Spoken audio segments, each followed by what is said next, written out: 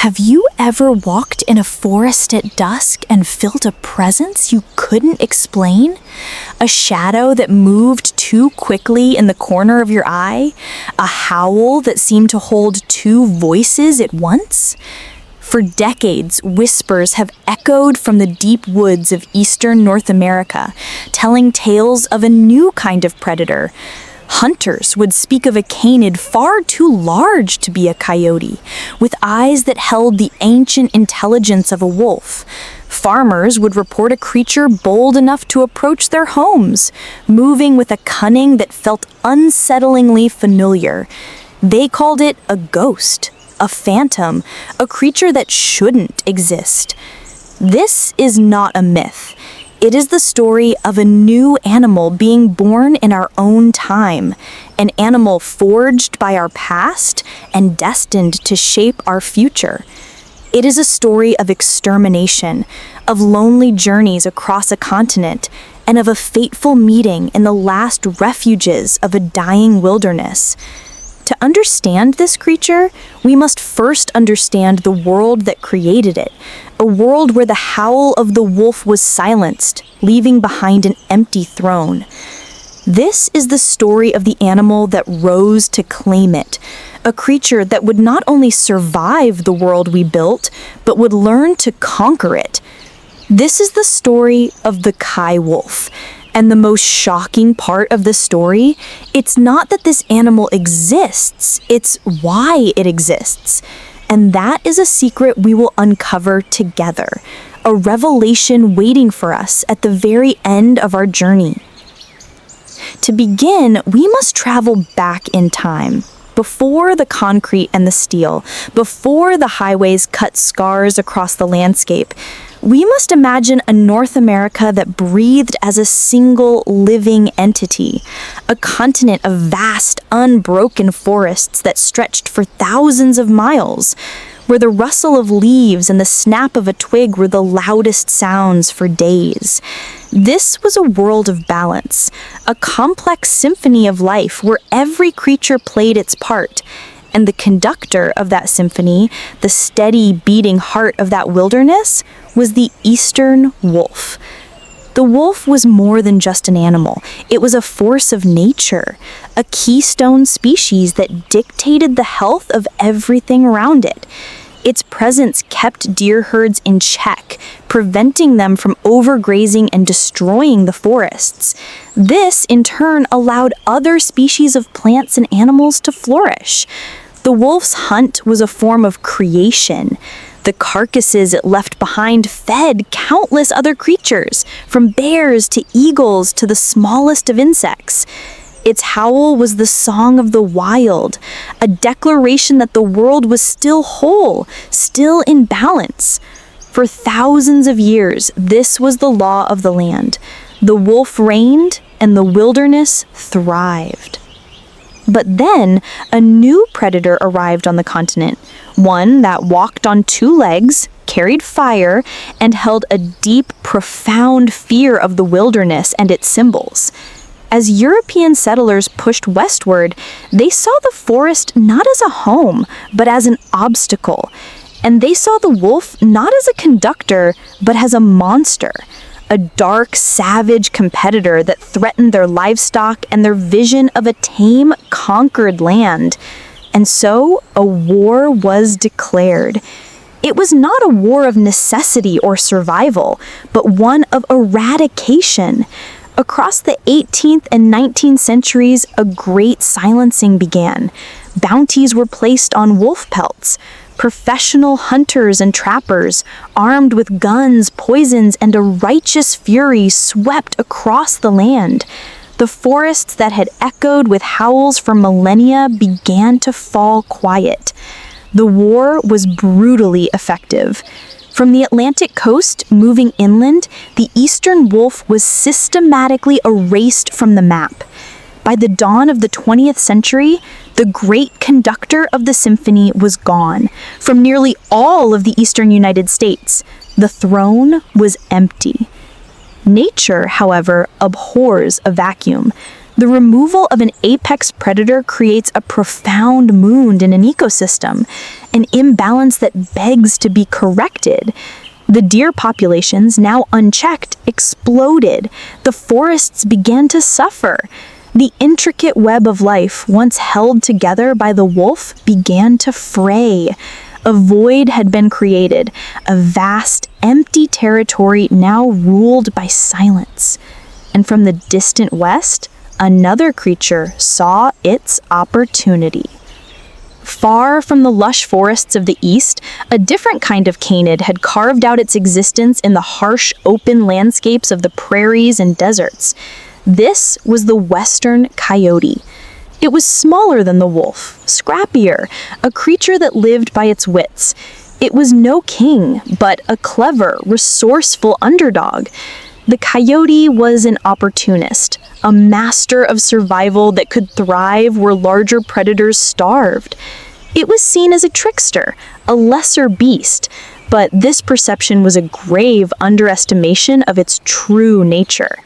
The coyote was, above all, adaptable. And it was this adaptability that would allow it to do something no one ever thought possible.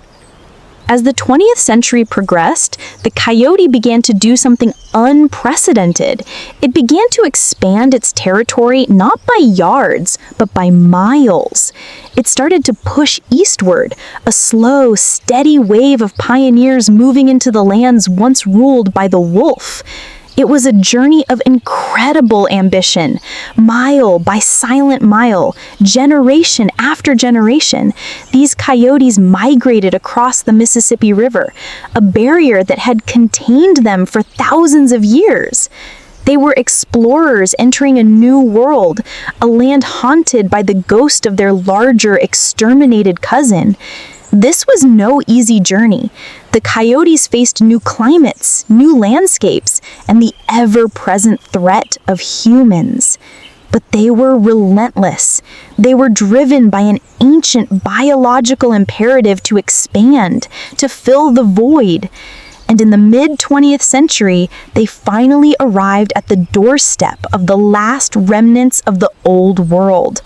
In a few isolated pockets, in places like Algonquin Provincial Park in Ontario, Canada, a small, beleaguered population of eastern wolves had managed to survive the Great Purge. They were the last of their kind, a royal family living in exile on an island of wilderness. And here, the most improbable and consequential event in modern evolutionary history took place. The lonely, pioneering coyotes, having crossed a continent, finally met the last of the eastern kings. What happened next was not a battle for dominance, but a pact for survival. In a world where mates of their own kind were scarce, the male coyotes began to breed with the female wolves. It was a desperate act, a roll of the dice in the great game of existence. This was not just an interbreeding, it was the forging of something new, a story written in DNA. The wolf passed on its genes for size and strength, for a more powerful jaw and a physique capable of taking down larger prey.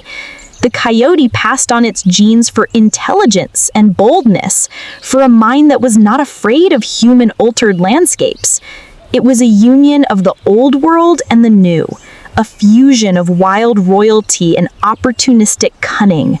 From this desperate alliance, in the deep, quiet woods where the last wolves made their stand, the first generation of a new predator was born.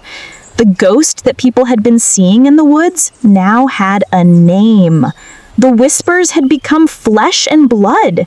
And this new creature, inheriting the legacy of the fallen king and the spirit of the relentless pioneer, was about to turn and look back at the world of men that had, without ever knowing it, brought it into being. The first part of its story was over, and its conquest was about to begin. In the quiet solitude of the northern forests, a new being had been created, a living testament to nature's incredible resilience. But this was no simple hybrid. It was something more. It was an evolutionary event of profound significance, a rapid and dramatic response to a world knocked off balance by human hands. To truly understand the creature that was now poised to emerge from the wilderness, we must move from the grand scale of history to the microscopic world of genetics. We must become architects, deconstructing this new animal to see how it was built and to understand why the result of this unlikely union was not a compromise hybrid, but a predator more formidable than either of its ancestors. Imagine you are holding 3 sets of blueprints. The first belongs to the eastern wolf, a design perfected over millennia to rule the deep forests. It's a blueprint for a large, powerful hunter with a heavy frame built for endurance, long legs to navigate deep snow, and a jaw capable of crushing the bones of a moose. The wolf's greatest asset, however, is its social intelligence. Its DNA is coded with the instinct to live and hunt in a complex, cooperative pack. This is the blueprint for a king, a creature of majesty and raw, untamed power. The second blueprint is that of the western coyote. It's a design for a survivor, a master of the margins. The frame is smaller, lighter, more agile. The diet is not that of a specialist, but a generalist. The code allows it to eat anything from rabbits and rodents to fruit, insects, and discarded human food. But its most powerful feature is its mind. The coyote's DNA codes for extreme cunning, problem-solving abilities, and a crucial lack of innate fear towards the structures and sounds of human civilization. This is the blueprint for a trickster, a brilliant and adaptable opportunist. Now imagine a third smaller blueprint, that of the domestic dog. Through scattered encounters over the decades, a small but significant amount of dog DNA also found its way into this new genetic mix. This blueprint is unique. It contains a strange and powerful code, a deep, innate understanding of the world of humans, an ability to read our habits, predict our movements, and thrive in the very shadow of our dominance. The creature we now call the Coywolf did not just inherit a random collection of these traits. Instead, a process of natural selection, accelerated and intensified by the rapidly changing environment, began to cherry-pick the most advantageous features from each blueprint. It was as if nature itself was a master engineer, selecting the best components to build a new, superior model. From the wolf, the Coywolf inherited size and strength. The first hybrids were often larger than a typical coyote, giving them the physical power to take down much larger prey. While a lone coyote might struggle with an adult white-tailed deer, a Coywolf, with its heavier build and stronger jaw, could tackle such a challenge with greater success. This single trait opened up a vast new food source, allowing it to thrive in the deer-rich forests of the East in a way its coyote ancestors never could. It inherited the wolf's powerful lungs and long-distance stride, the engine of a true apex predator. From the coyote, it inherited the brilliant, adaptable mind. This was perhaps the most critical inheritance of all.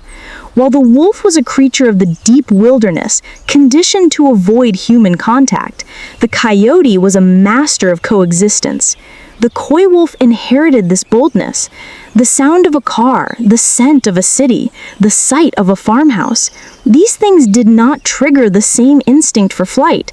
Instead, they were processed as part of the landscape, challenges to be navigated, or even opportunities to be exploited. It received the coyote's incredibly flexible diet.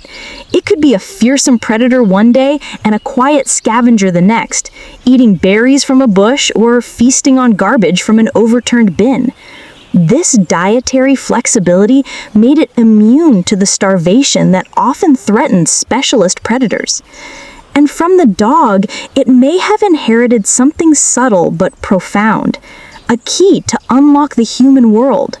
Some scientists theorize that the small amount of dog DNA helped to dampen the fear of humans even further, giving the coy wolf an edge in navigating the suburban and even urban environments that it would soon begin to explore. It was a final, critical piece of code that would allow it to not just live near us, but to live among us. The result of this genetic alchemy was an animal that was, in many ways, the perfect predator for the modern world. It was larger and more powerful than a coyote, yet smaller, stealthier, and more adaptable than a wolf. It possessed the wolf's ability to hunt in cooperative packs, a behavior that began to re-emerge as their populations grew, allowing them to coordinate attacks on large prey with terrifying efficiency. A group of coy wolves is a thinking, strategizing unit, combining the wolf's social instincts with the coyote's cunning. But perhaps the most remarkable adaptation was its vocalization. The howl of a coy wolf is a haunting and complex sound, a true reflection of its mixed ancestry. It often starts with the deep, resonant howl of a wolf, a low and mournful call that speaks of ancient forests and wild places. But then the howl seamlessly shifts, breaking into a series of high-pitched yips, barks, and chattering sounds characteristic of a coyote. To hear it is to hear the story of its creation. It is the voice of the ghost, the sound of two spirits speaking through a single throat. This new creature was now fully formed, armed with a toolkit of survival skills that was unparalleled in the canid world. It was a biological success story, born from the ashes of a tragedy. The great war of extermination against the wolf had failed in a way no one could have ever predicted. It had not erased the predator from the east, it had simply cleared the way for a new one to be born. A predator that was smarter, more resilient, and far better equipped to thrive in the world that was to come. The phantom of the forest was now a tangible, living reality, and it was beginning to look beyond the tree line. Its eyes were turning towards a new, uncharted wilderness, a sprawling jungle of concrete, glass, and steel. Our world. The creation was complete. Deep in the heart of the regenerating wilderness, a new predator had been forged in the crucible of survival, equipped with a genetic toolkit that made it uniquely suited for the modern age. For a time, it remained the forest's secret, a ghost story whispered among hunters and naturalists. But the same restless, pioneering spirit that had driven its coyote ancestors across a continent was now stirring in the heart of this new creature.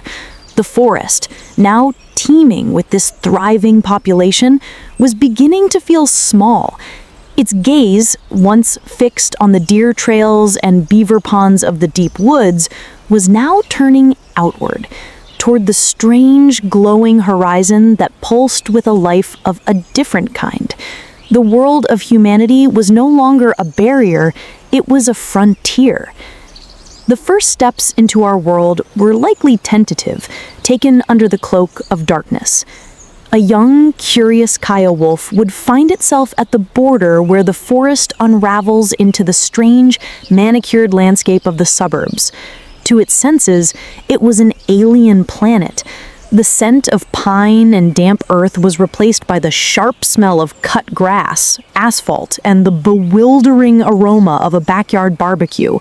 The natural, chaotic sounds of the woods gave way to the rhythmic hum of air conditioners, the distant bark of a territorial dog, and the rumble of a late-night garbage truck. This was the borderland, a bizarre and fascinating ecosystem that was both intimidating and irresistibly alluring. And it was here that the coywolf's superior intelligence, inherited from its coyote lineage, truly began to shine. It quickly learned that this strange world, for all its dangers, was a paradise of resources. The metal bins lining the streets were treasure chests of discarded food. The bird feeders hanging in backyards were reliable buffets. The gardens were full of ripe vegetables and careless rabbits. And the small, unattended pets, left out at night, were an easy source of protein. The Coywolf learned that the most dangerous creature in this environment, the human, was predictable. It learned our rhythms, our schedules. It knew when we slept, when we worked, and when our vigilance was at its lowest. This suburban success was only the beginning. It was a training ground. Emboldened by the riches of the borderlands, the Coywolves began to push deeper, following the green corridors of parks and riverbanks that snaked into the very heart of the concrete jungle. Imagine for a moment what it is to be a wild canid entering a major city for the first time. It is a sensory explosion. The constant deafening roar of traffic, the blinding artificial glare of streetlights that turn night into a perpetual twilight, the towering vertical cliffs of glass and steel that scrape the sky, distorting sound and scent. To any other wild predator, this would be a vision of hell. But to the Coywolf, it was simply a new kind of wilderness, with new rules to be learned.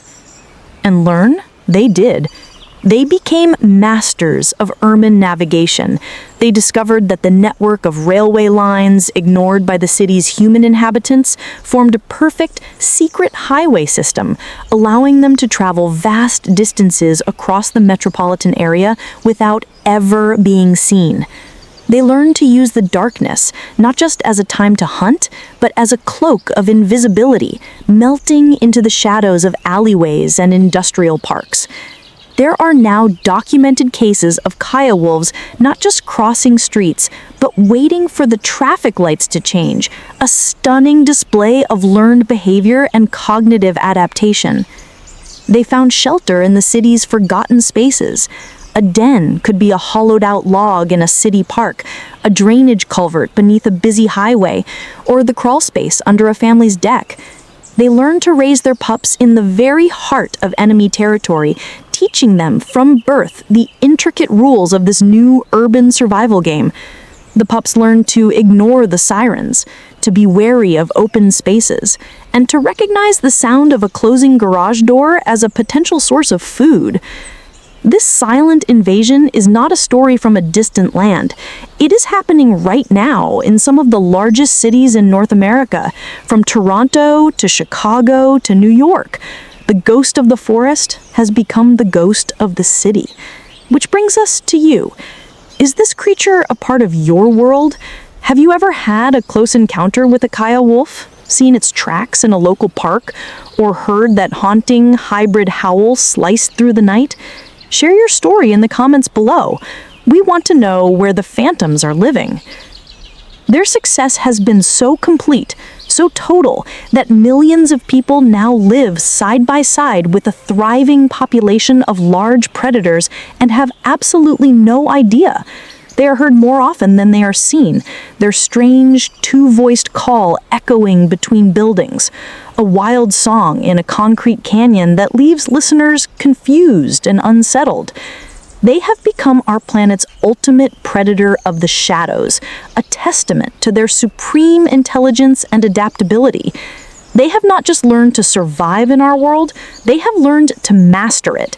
They hunt in our parks, sleep in our suburbs, and travel along the arteries of our infrastructure. They are no longer just a forest phantom. They are our new unseen neighbors. But this brings us to the most important and profound question of all. This creature's journey from the edge of extinction to the heart of our civilization is a biological epic. Yet now that they are here, living and thriving in a world we thought we had completely tamed, what does their presence truly mean? And more importantly, what does their incredible success say about us? The final piece of this puzzle, the great revelation we have been searching for, lies ahead. We have followed the phantom from its birth in the wounded forests of a past century to its silent, unseen conquest of our modern cities. We have journeyed through history, genetics, and the dark, quiet streets of our own world to track this incredible creature. We have seen how it was created from the remnants of a fallen king and a relentless pioneer. We have marveled at its perfect biological design, a toolkit of survival inherited from 3 distinct lineages. And we have witnessed its supreme intelligence as it learned to navigate and master the most complex and dangerous environment on Earth, our own.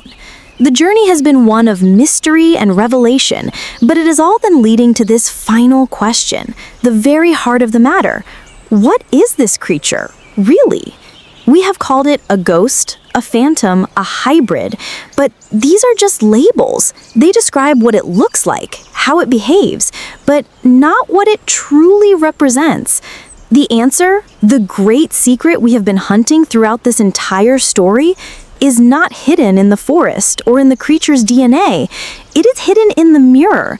To understand the Coywolf, we must, for the first time, turn the lens away from the animal and point it directly at ourselves.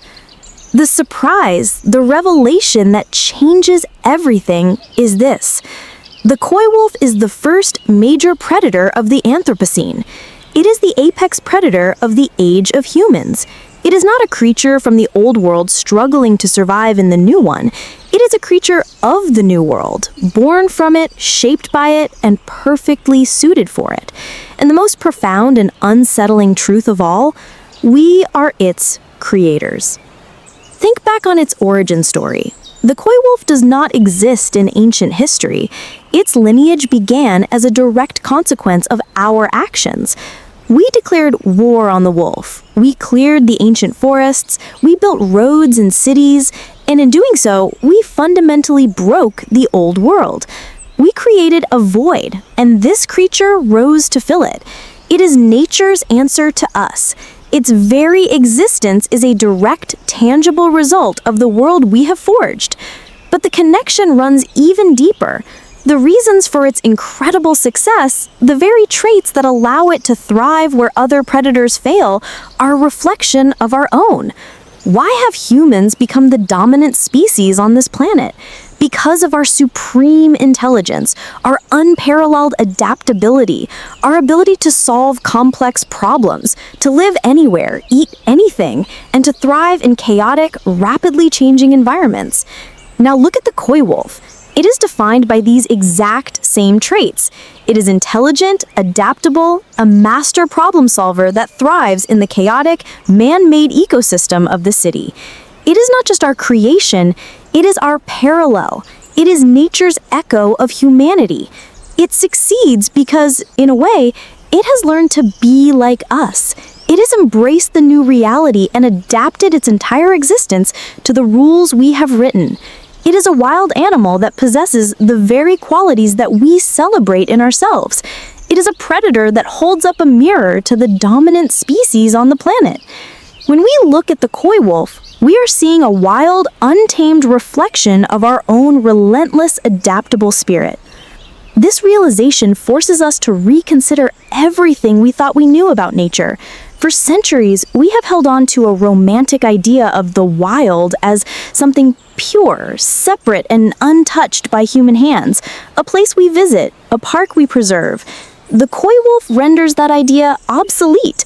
It proves that nature is not a static museum piece. It is a dynamic, powerful, and creative force that is actively responding to our presence.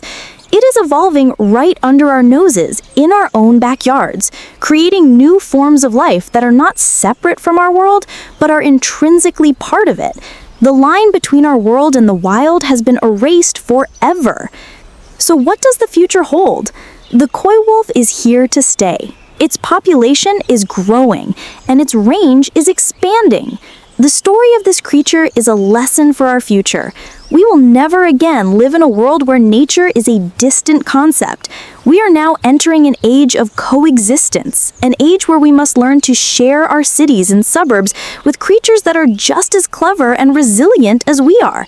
The Phantom of the Forest has stepped out of the shadows, not as a monster to be feared, but as a permanent living reminder of our own power to shape the planet, and of nature's power to adapt to anything we create. The story of the Coywolf is a testament to nature's ability to adapt and surprise us. What other hidden stories are out there waiting to be told? If you could choose our next deep dive expedition into the life of a single animal, what would it be? Let us know in the comments, and your suggestion could become our next great adventure. In the end, the creature we set out to find is so much more than a hybrid. It is a symbol of a new age, a pioneer of a new kind of wilderness. It is the predator in the mirror, a wild reflection of ourselves, thriving in the world of our own making. Thank you for joining us on this incredible journey. If you were captivated by this story, show your support with a like, and be sure to subscribe to our channel for more deep dives into the mysteries of the natural world. Until next time, look closely at the shadows. You never know who is looking back.